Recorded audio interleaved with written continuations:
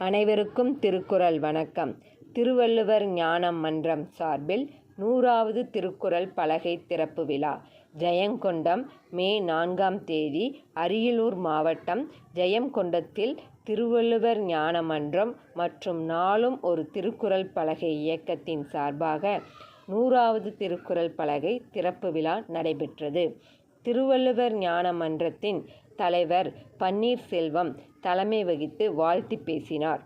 அரியலூர் அகிலம் sorry trust நிறுவனர் மற்றும் எழுத்தாளர் சோபனா பன்னீர்செல்வம், அகவை முதிர்ந்த தமிழறிஞர் திருப்பூர் எழுத்தாளர் மனோகரன், வரலாறு மீட்பு குழு ஒருங்கிணைப்பாளர் தங்க சண்முகசுந்தரம் ஆகியோர் முன்னிலை வகித்தனர். மீனாட்சி ராமசாமி கல்வி நிறுவனங்களின் தாளாளர் ரகுநாதன் 100வது திருக்குறள் பலகையை திறந்து வைத்து வாழ்த்தி பேசினார். திருக்குறள் தொண்டர் கரடிக்குளம் சங்கீதா கண்ணன், தமிழ்களம் அரங்கநாடன் கிராம நிர்வாக அலுவலர் வேல்முருகன், அன்னை தெரசா கல்வி நிறுவனங்களின் தாளாளர் முத்துக்குமரன், உடையார்பாளையம் அரசினர் மகளிர் மேல்நிலைப்பள்ளி தமிழ் ஆசிரியர் ராமலிங்கம், உதயநத்தம் அரசு மேல்நிலைப்பள்ளி கலை ஆசிரியர் அறிவுச்செல்வம், திருப்பூர் திருக்குறள் தொண்டர் இந்துமதி மனோகரன், மாத்தூர் திருவள்ளுவர் ஞானமன்ற தலைவர் ராவணன், திருக்குறள் பயிற்றுனர் சூரியகலா ஆகியோர் சிறப்பு விருந்தினராக கலந்து கொண்டு வாழ்த்தி பேசினர். மாவட்டங்களில் திருக்குறள் பலகையில் நாளும் ஒரு திருக்குறளை எழுதி பரப்புரை செய்தவர்களுக்கு பொன்னாடை போர்த்தி கௌரவிக்கப்பட்டனர். இந்த நிகழ்வுக்கான ஏற்பாடுகளை நாளும் ஒரு திருக்குறள் பலகை இயக்க ஒருங்கிணைப்பாளர் அகவை முதிர்ந்த தமிழறிஞர் மணிவண்ணன் செய்திருந்தார். நிகழ்ச்சி ஒருங்கிணைப்பு மற்றும் தொகுப்பாளர்களாக புதுச்சாவடி ஊராட்சி ஒன்றிய நடுநிலைப்பள்ளி அறிவியல் பட்டதாரி ஆசிரியர் செங்குட்டுவன், மீனாட்சி ராமசாமி கல்லூரி மாணவி ஸ்ரீ முஸ்னம் வைஜெயந்தி ஆகியோர் செயல்பட்டனர். முன்னதாக அரியலூர் யோகா பயிலரங்க மாணவர்களுடைய வரவேற்பு நடனமாக பரதநாட்டியம், பாரம்பரிய கலைகளான சிலம்பம், வாள்வீச்சு மற்றும் யோகாசனங்கள் நிகழ்த்தப்பட்டன. நிகழ்வின் கலந்து கொண்ட சிறப்பு விருந்தினர்கள் மற்றும் பங்கேற்பாளர்கள் அனைவருக்கும் அரியலூர் எழுத்தாளர் சோபனா பன்னீர்செல்வம் எழுதிய ஆயுசு 100 என்ற புத்தகம், மஞ்சள் பை வழங்கப்பட்டன. மேலும் மீனாட்சி ராமசாமி கல்லூரி தாளாளர் எழுத்தாளர் ரகுநாதன் எழுதிய திருக்குறள் விளக்க மற்றும் சுருக்க உரை புத்தகம் அனைவருக்கும் வழங்கப்பட்டது. நிகழ்வில் ஏராளமான பொதுமக்கள், பள்ளி மாணவர்கள், சமூக செயற்பாட்டாளர்கள், மகளிர் ஆகியோர் கலந்து கொண்டனர். கல்லாத்தூர் திருக்குறள் தொண்டர் பரஞ்சோதி நன்றி கூறினார். நன்றி, வணக்கம்.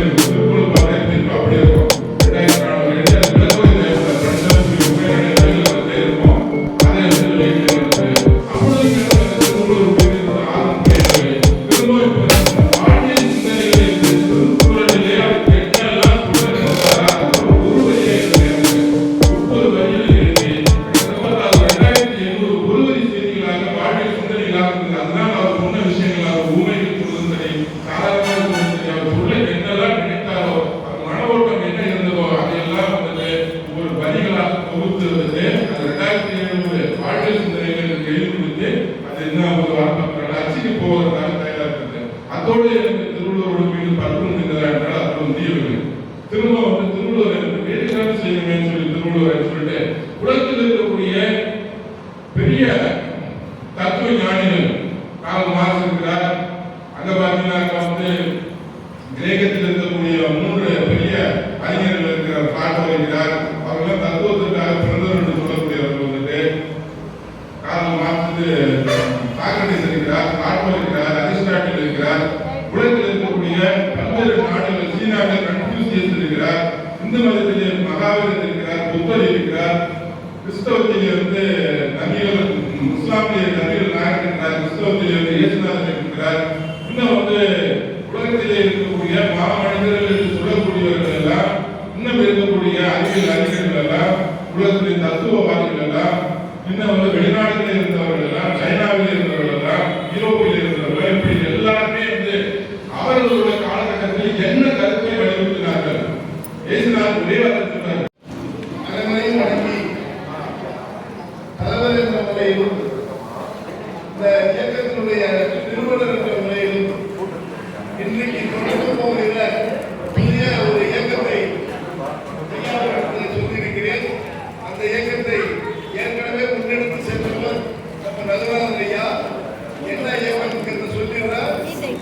கட்டாயமாக வேண்டுகோள் தான் கிடையாது, ஆணையாக உங்கள் அனைவருக்கும் முதற்கண் தெரிவிக்கிறேன். உங்களுக்கு அழைக்கப்பட்ட துண்டிலே என்ன எழுதியிருக்கிறது? இது எந்த இடத்துக்கு வந்து போகும்னா, நீங்கள் பயன்படுத்துகிற வாகனங்கள் முழுவதிலும் தயவுசெய்து கை தட்டுங்க. எல்லாருடைய வாகனங்களிலும் என்ன வேணும்? 2 சக்கர வாகனமாக இருந்தாலும் சரி, 3 சக்கர வாகனமாக இருந்தாலும் சரி, 4 சக்கர வாகனமாக இருந்தாலும் இந்த வாசகம் ஏன் வர வேண்டும் என்பதை மட்டுமே பதிவு செய்ய விரும்புகிறேன். 2வது, கம்பெனியினுடைய வடிவத்தினுடைய இந்த முயற்சியை நான் என்னுடைய வார்த்தைகளால் அல்லாமல் என்னுடைய கண்ணீரால் வெளிப்படுத்துகிறேன். 30 ஆண்டுகள் நான் நடத்திய இந்த திருக்குறள் இயக்கங்களிலே ஒரு வாரிசாகவும் தன்னுடைய சாதாரண மனிதனாக உழைப்பாளியாக இருந்து கொண்டு புலவத்தறிச்சிலே தேர்ச்சி பெற முடியாமல் வந்த ஒருவர், மாதம் 10 ரூபாய் கூட வருமானம் பண்ண முடியாத ஒருவர்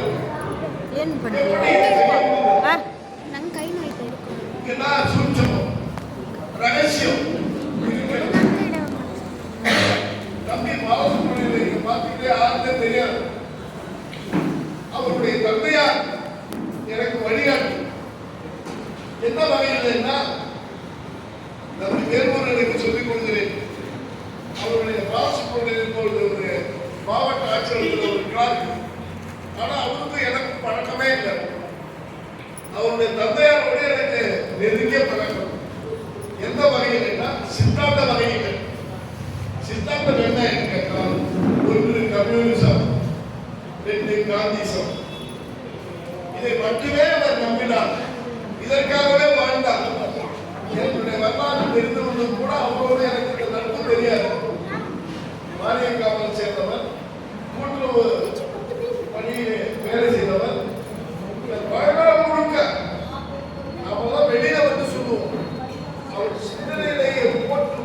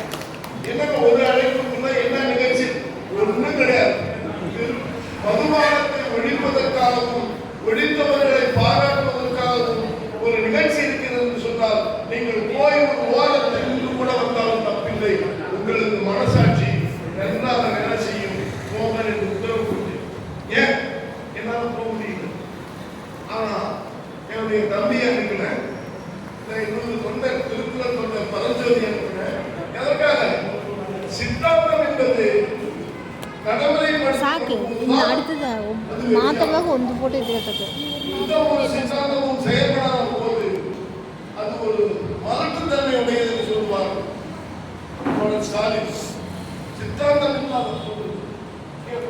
சித்தாந்தம் இல்லாத செயல்பாடு முரட்டுத்தனமானது, செயல்பாடு இல்லாத சித்தாந்தம் மலட்டுத்தனமானது என்று சொல்வார். அப்போ ஒரு சித்தாந்தத்தையும் செயல்பாட்டையும் இணைக்கிற ஒரு மையப்புள்ளியாகத்தான் நாங்கள் சித்தாந்தமும் இருக்கிறோம்.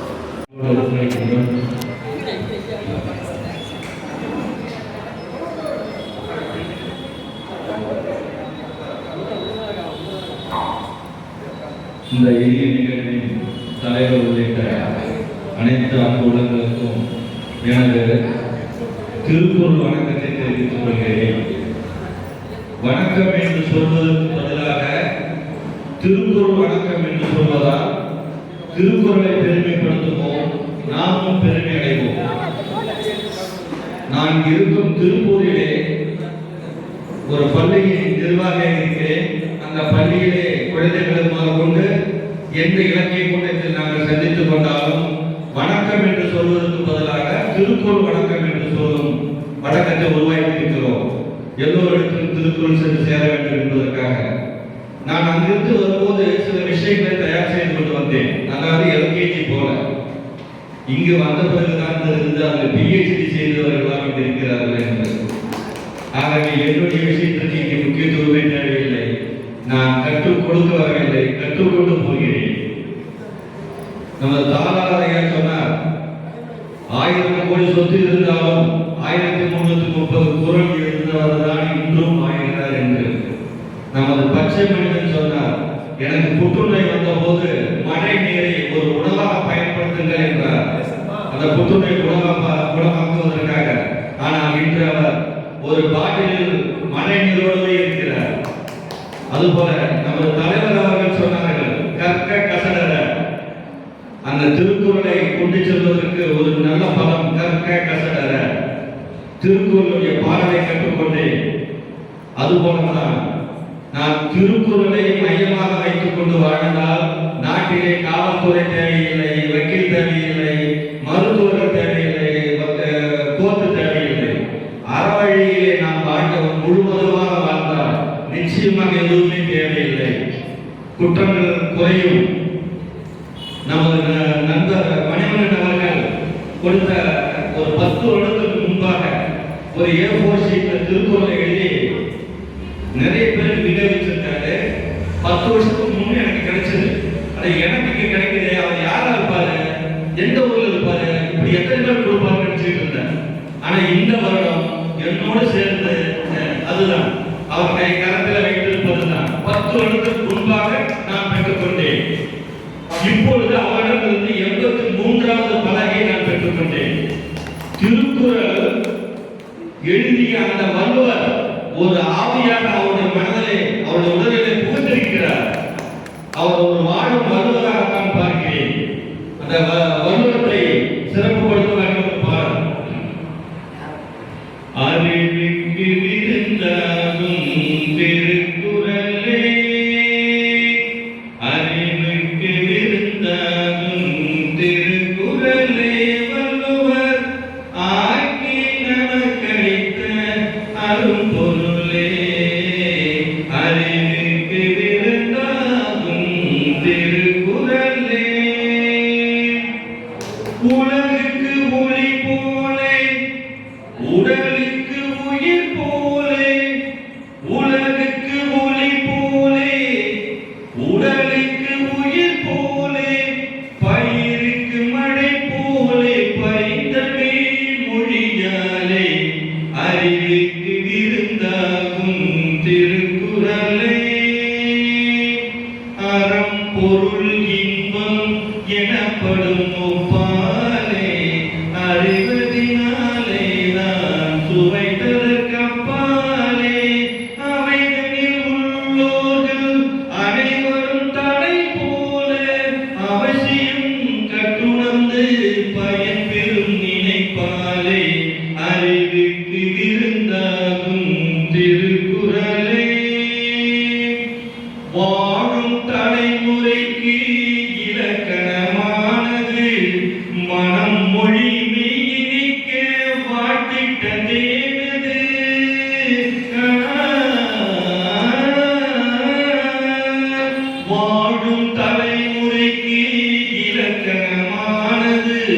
மனம் மொழி மெய்யினிக்க வாத்திட்ட தேனது வானகம் போல் விரிந்த பெரும் பொருள் கொண்டது வானகம் போல் விரிந்த பெரும் பொருள் கொண்டது எம்மதத்திற்கும் பொதுவென்னும் பாராட்டை கண்டது அறிவிற்கு விருந்தாகும் திருக்குறளே திருக்குறளே திருக்குறளே. நமக்கு மணிமண்ணையாவை நாம் பார்க்கும்போது அவர் திருக்குறள் தாகத்தோடு ஓடிக்கொண்டே இருக்கிறார். அந்த ஓட்டத்தை நினைத்தவுடன் எனக்கு 2 பாடல் நினைவு வருகிறது.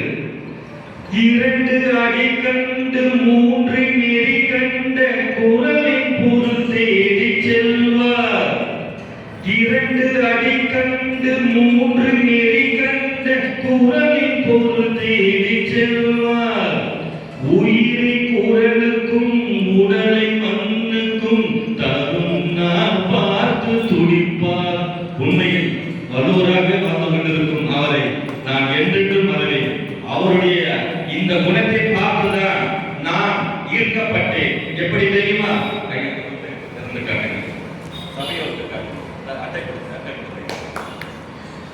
இவர் எல்லாருக்கும் திருக்குறள் போய் சேரணும்னு சொல்ற மாதிரி